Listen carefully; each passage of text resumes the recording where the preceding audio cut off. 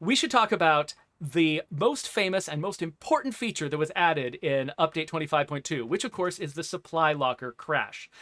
Those of you who have been watching the stream religiously would know that last 2 weeks ago, Joe and Brant ran into this crash 4 times on the air, and it was kind of embarrassing. But what that illustrates for you is the fact that, we had this supply locker crash, but we actually had no idea what a serious problem it was until after that stream.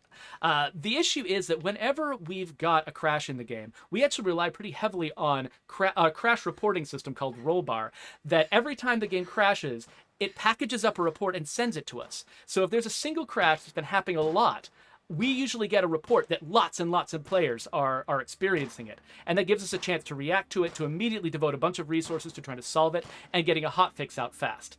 The problem is the supply locker crash was not issuing any reports to Rollbar. And so we didn't actually realize how big a problem it was until we really started experiencing the cavalcade of reports from players saying this was happening, and until we actually experienced it ourselves several times on the air on our stream.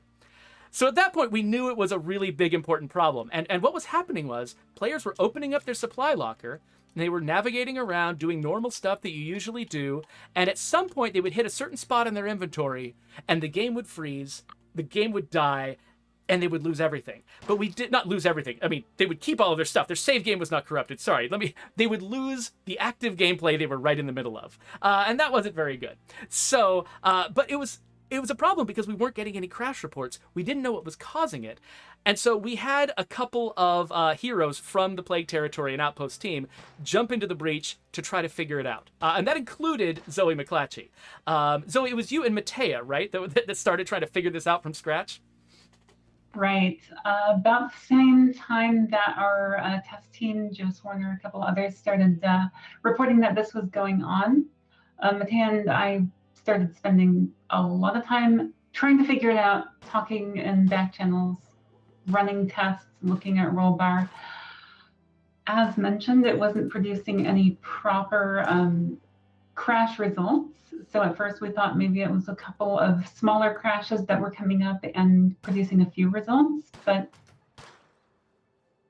somewhere along the line, Matea ran into a situation where the inventory, the button prompt helper system was generating a crash, and she managed to capture it in her window. And from there, it was a relatively fast process to figure out that the problem was caused by too many icons on the screen, and figure out that the reason it wasn't reporting to Rollbar is because those icons were overflowing a low-level C primitive that the original programmer had filled with button prompts and writing to random areas of memory, and basically just hard crashing the game without a chance to even call our Rollbar reporting system.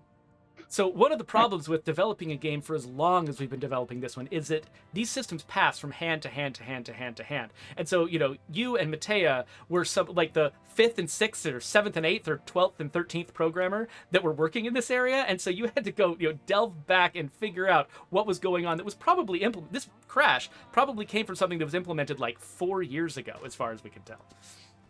There were definitely some interesting to-dos left in the code. So basically the crash was caused by any weapon that had 8 prompts when you on this utility bar here, when you highlighted it. Like this weapon right here, this one only has 7 because it's a lever action rifle. It never needs to be repaired, and so it doesn't have a repair prompt. But my BIR over here does have a repair prompt, and so if you had highlighted just any cheap crap weapon you had just barely picked up, maybe one that didn't have an attachment on it, maybe one that couldn't be repaired, you would never have this crash. But as soon as you did hit one of those weapons, which a lot of our long-term players had, suddenly you would start hitting the crash. And so this illustrates. Oh yeah, Zoe. Yeah, you had to be on the weapon comparison page as well, because there was a final possible prompt that could be added to the list after we'd already created our list of up to 8. Because the original programmer wasn't stupid by any means. They capped the number of prompts that you could have on the screen, but then it got sent back to this other region that didn't know about the original cap. And that one page if you had a weapon with enough modifiers, added a 9th one and killed it. Gotcha. Okay, well that does make a lot of sense. And so so part of the problem was the fact that, you know, when we're just testing the game internally, a lot of the time we've cheated ourselves brand new weapons that are not damaged, or we haven't bothered to attach mods to them, that sort of thing. And so a lot of our test cases just would never have turned up this crash.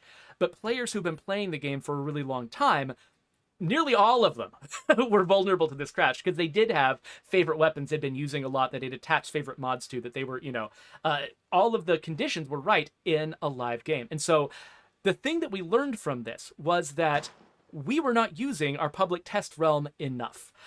So we had already, you know, developed the public test realm. We've got this sort of beta environment where we can ship up updates to the game before they're ready for prime time, and let a dedicated group of players who volunteered play the game and figure out what's going on in there, find out if there's any problems or balance issues that we need to worry about. And so, but because this was considered a minor hotfix, we didn't bother to put it in the public test realm first, and that was our mistake. We would have caught this problem immediately if we had put it in the public test realm. And so that led, you know, so Patrick, the product director of the team, he's basically decided that all of our future updates are going to go to the public test realm first, because we don't want to get into this situation again where we've got a mysterious bug that only shows up in the player environment that we don't know about it until we've gone live to everyone. So you can look forward to that in the future. If you're if you play the game on Steam and you have access to the public test realm, we're going to keep involving you in the process of preparing our updates to be ready for everyone else to enjoy them without problems like the supply locker crash. So thank you, Zoe, and I hope that Matea is watching, because I want to give her a big thank you too for solving this problem so quickly. We did put our fix, update 25.3, into the public test realm first, so that we could spend a day with it, making sure we didn't make things worse, and then it went live. So we've set a precedent there, and we're going to keep sticking to that precedent. So join the public test realm. We'd love to have your help solving these problems.